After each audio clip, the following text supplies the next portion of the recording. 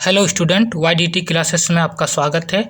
आज हम लोग वर्ग 10 के विज्ञान का पहला चैप्टर रासायनिक अभिक्रियाएं एवं समीकरण के प्रश्न उत्तर करेंगे। ठीक है, तो चलिए वीडियो की शुरुआत करते हैं हम लोग। पहला प्रश्न है, रासायनिक अभिक्रिया किसे कहते हैं। ठीक है, तो इसका उत्तर होगा, जब एक या एक से अधिक पदार्थ या तत्व परस्पर अभिक्रिया करके नए पदार्थ बनाते हैं तो ऐसी अभिक्रिया को रासायनिक अभिक्रिया कहते हैं। जैसे Mg प्लस HCl अभिक्रिया करने के बाद MgCl2 प्लस H2 का निर्माण करते हैं, अर्थात मैग्नीशियम और हाइड्रोजन क्लोराइड अभिक्रिया करके मैग्नीशियम क्लोराइड और हाइड्रोजन गैस बनाते हैं। ठीक है, तो ऐसी अभिक्रिया को हम लोग रासायनिक अभिक्रिया कहते हैं। ठीक है, अगला प्रश्न हम लोग देखते हैं, दूसरा नंबर, अभिकारक और उत्पाद क्या हैं। तो इसका उत्तर होगा, रासायनिक अभिक्रिया में जो पदार्थ या तत्व भाग लेते हैं उन्हें अभिकारक कहते हैं तथा अभिक्रिया के बाद बनने वाले नए पदार्थ को उत्पाद कहते हैं। ठीक है, तो जो रासायनिक अभिक्रिया होती है उस अभिक्रिया में जो भाग लेने वाले तत्व या पदार्थ हैं उन्हें अभिकारक कहते हैं तथा अभिक्रिया के बाद जो नए पदार्थ बनते हैं उन्हें हम लोग उत्पाद कहते हैं। जैसे H2 प्लस Cl2 अभिक्रिया करके क्या बना, HCl, यानी हाइड्रोजन और क्लोरीन अभिक्रिया करके हाइड्रोजन क्लोराइड का निर्माण हुआ। ठीक है, तो इसमें जो H2 और Cl2 है ये मेरा अभिकारक है और अभिक्रिया के बाद जो नया पदार्थ बना हाइड्रोजन क्लोराइड, इसे हम लोग उत्पाद कहते हैं। ठीक है, अगला प्रश्न हम लोग देखते हैं, रासायनिक समीकरण क्या है। ठीक है, रासायनिक समीकरण किसे कहते हैं। तो इसका उत्तर होगा, जब किसी रासायनिक अभिक्रिया को संकेतों अथवा सूत्रों के माध्यम से व्यक्त किया जाता है तो उसे रासायनिक समीकरण कहते हैं। ठीक है, तो क्या होता है कि जब हम लोग किसी रासायनिक अभिक्रिया को उसे संकेतों और सूत्रों के द्वारा व्यक्त करते हैं हम, तो उसे हम लोग रासायनिक समीकरण कहते हैं। ठीक है, जैसे देखिए, मैग्नीशियम और हाइड्रोजन क्लोराइड अभिक्रिया करके मैग्नीशियम क्लोराइड और हाइड्रोजन गैस बनाते हैं। ठीक है, अगला प्रश्न देखते हैं हम लोग, चौथा नंबर, संतुलित रासायनिक समीकरण किसे कहते हैं। तो इसका उत्तर होगा, वह रासायनिक अभिक्रिया जिसमें अभिकारक एवं उत्पाद के प्रत्येक तत्वों के परमाणुओं की संख्या बराबर होते हैं उसे संतुलित रासायनिक समीकरण कहते हैं। ठीक है, क्या है कि जो रासायनिक अभिक्रिया होती है उसमें अभिकारक और उत्पाद दोनों तरफ के जो तत्वों के परमाणुओं की संख्या है वे अगर दोनों तरफ बराबर हैं तो उस रासायनिक समीकरण को हम लोग संतुलित रासायनिक समीकरण कहते हैं। ठीक है, जैसे देखिए, इस समीकरण में सोडियम और जल मिलकर सोडियम हाइड्रोक्साइड और हाइड्रोजन गैस बनाते हैं। तो इसमें देखिए सोडियम के 2 परमाणु हैं और उत्पाद में भी सोडियम के 2 परमाणु हैं। यहाँ हाइड्रोजन के 2 दूनी 4 परमाणु और यहाँ पर हाइड्रोजन के 2 और 2 4 परमाणु। ठीक है, उसी तरह हम लोग ऑक्सीजन का देखते हैं, इधर 2 परमाणु और इधर भी हम लोग का 2 परमाणु, तो इसलिए दोनों तरफ परमाणुओं की संख्या बराबर है, तो इसलिए इसे हम लोग संतुलित रासायनिक समीकरण कह सकते हैं। ठीक है, अगला प्रश्न देखते हैं हम लोग, 5वां नंबर, कंकाली रासायनिक समीकरण किसे कहते हैं। तो इसका उत्तर होगा, असंतुलित रासायनिक समीकरणों को कंकाली रासायनिक समीकरण कहते हैं। ठीक है। तो वैसे रासायनिक समीकरण जो असंतुलित होते हैं, अर्थात जिनमें अभिकारकों और उत्पादों के परमाणुओं की संख्या बराबर नहीं होती है, उन्हें हम लोग कंकाली रासायनिक समीकरण कहते हैं। ठीक है। जैसे देखिए यहाँ पोटेशियम और जल अभिक्रिया करके पोटेशियम हाइड्रोक्साइड और हाइड्रोजन गैस बनाते हैं, लेकिन इनमें परमाणुओं की संख्या बराबर नहीं है। ठीक है। देखिए यहाँ पर पोटेशियम के एक परमाणु, इधर एक परमाणु, यहाँ हाइड्रोजन के 2 हैं, लेकिन यहाँ हाइड्रोजन के 2 और 1 3 है। ठीक है। तो ऐसे रासायनिक समीकरणों को हम लोग कंकाली रासायनिक समीकरण कहते हैं। ठीक है। अगला प्रश्न देखते हैं हम लोग, 6ठा नंबर, रासायनिक समीकरणों को संतुलित क्यों किया जाता है। ठीक है। तो इसका उत्तर होगा द्रव्यमान संरक्षण के नियम के अनुसार रासायनिक अभिक्रिया में अभिकारकों एवं उत्पादों के द्रव्यमान को समान करने के लिए रासायनिक अभिक्रिया को संतुलित किया जाता है। ठीक है। तो क्या होता है कि द्रव्यमान संरक्षण के नियम के अनुसार जो अभिकारक है और उत्पाद है उनके द्रव्यमान में कोई परिवर्तन नहीं होता है, तो इसलिए हम लोग रासायनिक समीकरणों को संतुलित करते हैं। ठीक है। जैसे देख लीजिए यहाँ हाइड्रोजन और क्लोरीन मिलके हाइड्रोजन क्लोराइड बनाते हैं। इसमें हाइड्रोजन के 2 परमाणु, क्लोरीन के 2 परमाणु। इधर भी देखिए हम लोग के हाइड्रोजन के 2 परमाणु और क्लोरीन के 2 परमाणु है, मतलब दोनों तरफ का द्रव्यमान बराबर है, तो इसीलिए हम लोग रासायनिक समीकरणों को संतुलित करते हैं। ठीक है। अगला हम लोग देखते हैं 7वां नंबर प्रश्न, संयोजन अभिक्रिया किसे कहते हैं। तो इसका उत्तर होगा वैसी रासायनिक अभिक्रिया जिसमें 2 या 2 से अधिक पदार्थ या तत्व आपस में संयोग कर एक नया पदार्थ बनाते हैं, जिनके गुण मूल पदार्थ के गुण से भिन्न होते हैं, उसे संयोजन अभिक्रिया कहते हैं। ठीक है।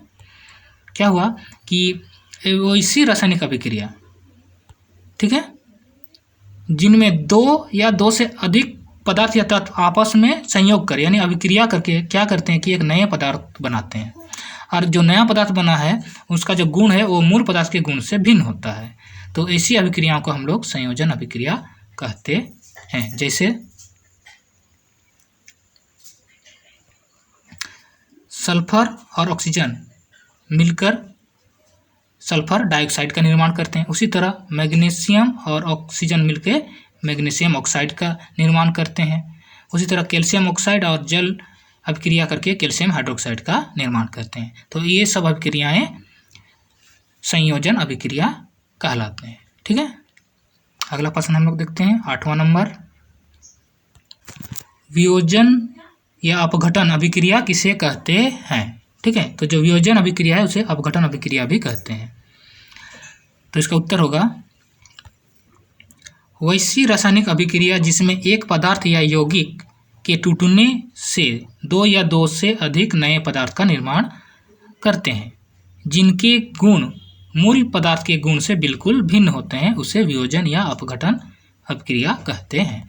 तो क्या होता है कि इसमें इस रासायनिक अभिक्रिया में एक पदार्थ या यौगिक के टूटने से यानी उसके अभिक्रिया करने से 2 या 2 से अधिक नए पदार्थ का निर्माण होता है, और जो नए पदार्थ बने उनके जो गुण हैं वो मूल पदार्थ के गुण से बिल्कुल भिन्न होते हैं, तो ऐसी अभिक्रिया को हम लोग वियोजन या अपघटन अभिक्रिया कहते हैं।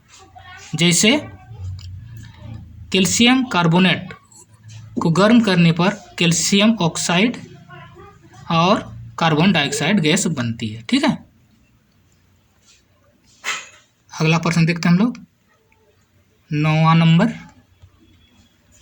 वियोजन अभिक्रिया को संयोजन अभिक्रिया के विपरीत क्यों कहा जाता है। तो जो वियोजन अभिक्रिया है उसको संयोजन अभिक्रिया के विपरीत क्यों कहा जाता है। तो इसका उत्तर होगा संयोजन अभिक्रिया में 2 या 2 से अधिक पदार्थ संयुक्त करके एक नए पदार्थ का निर्माण करते हैं। तो जो संयोजन अभिक्रिया है उसमें क्या होता है कि 2 या 2 से अधिक पदार्थ या तत्व अभिक्रिया करके एक नए पदार्थ का निर्माण करते हैं, जबकि वियोजन अभिक्रिया में एक पदार्थ टूटकर दो या दो से अधिक नए पदार्थ का निर्माण करता है।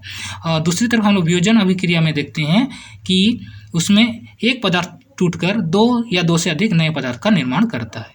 इसलिए वियोजन अभिक्रिया को संयोजन अभिक्रिया के विपरीत कहा जाता है। ठीक है, जैसे देखिए संयोजन अभिक्रिया में H2+O2 यानी हाइड्रोजन और ऑक्सीजन मिलकर जल का निर्माण करते हैं। उसी तरह जब हम लोग जल को विद्युत अपघटन कराते हैं तो उसमें हाइड्रोजन और ऑक्सीजन अलग हो जाते हैं। ठीक है, तो ये हो गया मेरा संयोजन अभिक्रिया और ये हो गया वियोजन अभिक्रिया। ठीक है,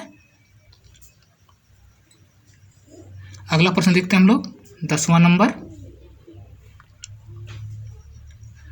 प्रकाश रासायनिक अभिक्रिया किसे कहते हैं?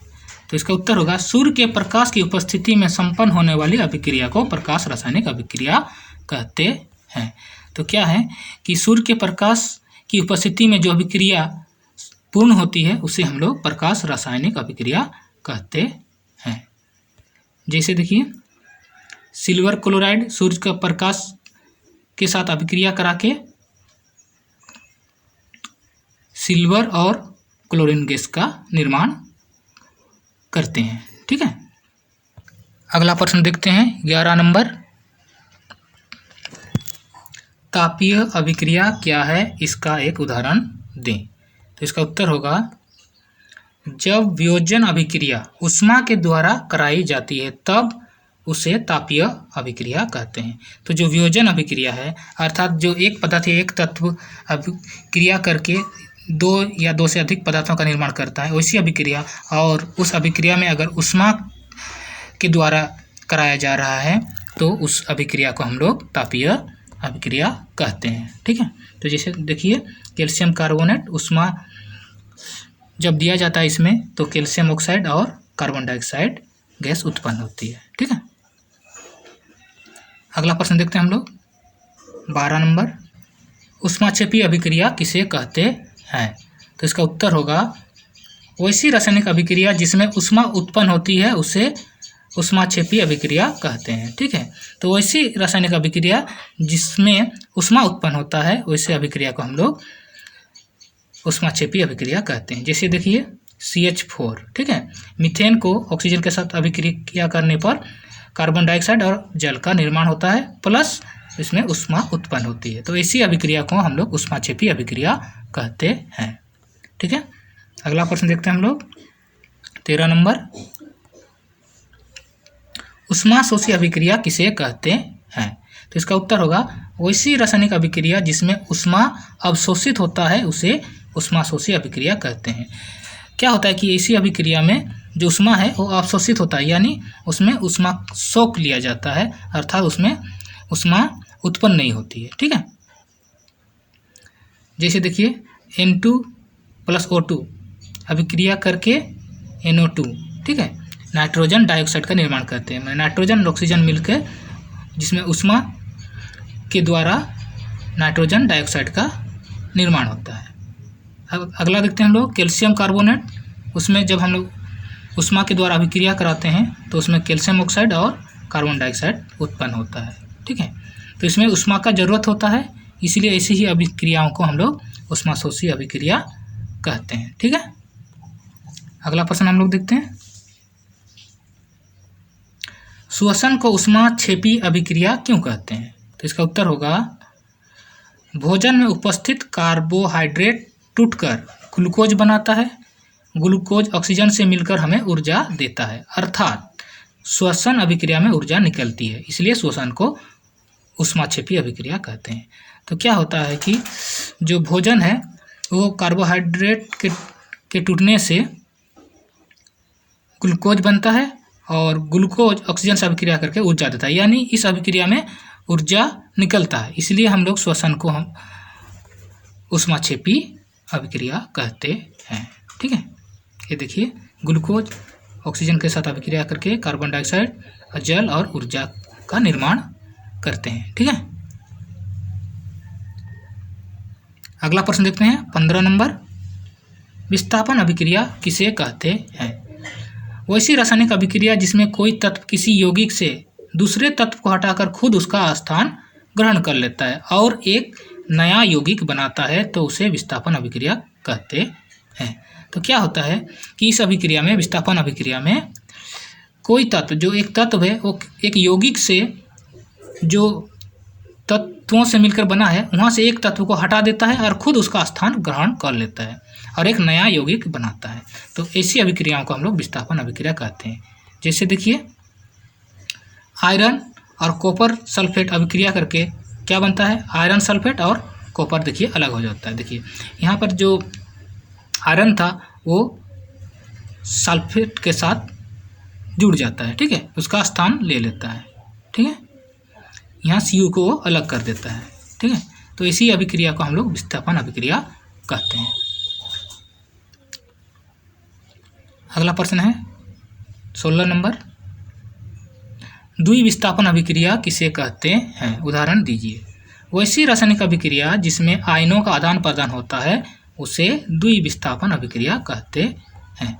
तो ऐसी अभिक्रिया जिसमें दो आयनों का, ठीक है, यानी वो जो तत्व हैं या यौगिक हैं उनके आयनों का आदान प्रदान होता है, वैसी अभिक्रियाओं को हम लोग द्विविस्थापन अभिक्रिया कहते हैं। जैसे देखिए यहाँ सोडियम क्लोराइड सिल्वर नाइट्रेट के साथ अभिक्रिया करके क्या बनाता है, सिल्वर क्लोराइड और सोडियम नाइट्रेट का निर्माण करते हैं। यहाँ देखिए सोडियम नाइट्रेट के साथ देखिए अभिक्रिया किया और जो सिल्वर है वो देखिए क्लोरीन के साथ अभिक्रिया किया, ठीक है। तो इसमें क्या होता है कि दोनों अपने आयनों का आदान प्रदान करते हैं, तो ऐसे ही अभिक्रिया को हम लोग द्विविस्थापन अभिक्रिया कहते हैं, ठीक है। तो आज हमने वर्ग 10 के विज्ञान का पहला चैप्टर रासायनिक अभिक्रियाएं एवं समीकरण के प्रश्न उत्तर किए और बाकी प्रश्नों को हम लोग अगली वीडियो पे करेंगे। अगर आपको यह वीडियो अच्छा लगा तो लाइक और शेयर कीजिए और अगर आप इस चैनल पर नए आए हैं तो इस चैनल को जल्दी से सब्सक्राइब कीजिए। मिलते हैं हम लोग अगले वीडियो पर। धन्यवाद।